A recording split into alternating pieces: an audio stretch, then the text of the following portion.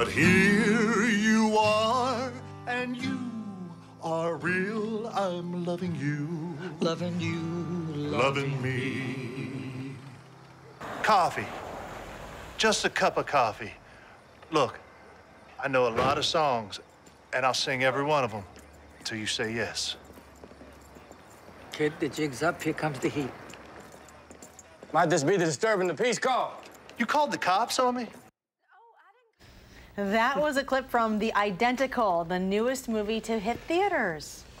Well, it was the worst weekend at the box office in 13 years. But is this movie a bright spot? Here to tell us, our resident movie critic, Will Loper. Will Loper. It's a tongue that looked so twister. bad that I couldn't even say your name. Yeah. Well, the movie, it didn't even break the top 10 over the weekend. Wow. It is not a bright spot at all. That just about equals the quality of the movie as well. So now this is a movie that asks the question, what if Elvis Presley's stillborn twin had lived? And what if he had been identical and had been given away to another family, never knowing he was Elvis's brother? What if he also wanted to make music, but everybody said he looked and sounded just like Elvis, so he'd never be his own star? Now, I find these to be some really interesting questions, which is all the more frustrating that the movie fumbles it so badly. So Blake Green stars as both twins, the famous Drexel Hemsley and his identical twin, Ryan Wade. Blake himself performed as an Elvis impersonator, and he's got the face, he's got the voice, but the movie's biggest problem is it has too many themes, never really builds up to anything. You've got the Elvis storyline, the father-son relationship where Ryan has to either become a preacher like his dad or follow his own dreams as a singer. There's also hints of what it means to be adopted and finding one's own roots.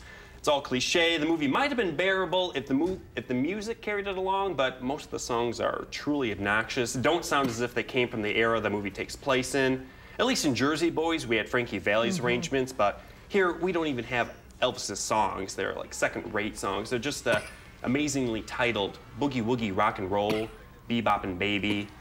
You got 40-year-old Seth Green playing a high school student. Oh, my. It's kind of a train wreck all along. And you said that you're the only person in the theater. I was the only person That's not a good sign. in the theater. It was kind of Will. a ghost town. I mean, not only this movie, but the whole movie theater. Not many that's people not were there. good. No. That's not good at all. Okay, Not so good. I hate to ask this, but we need to know what you rated this. Well, I gave this 1.2 bad Elvis Presley impersonators out of 5. Oh, wait, that's actually the star of the movie. I think, you know, it has a little redeeming qualities in that you can go with some friends and just laugh at how badly this movie is. Chances are you'll have the entire theater to And yourself. you won't even have to worry about other patrons, so. All right, well, on to the next one then. What's up for next week? Okay, next week, I'm going to be looking at the best and worst of summer 2014, so look forward to that. Okay. All right. We do look forward to that, yeah. Thank you, Will. Yep.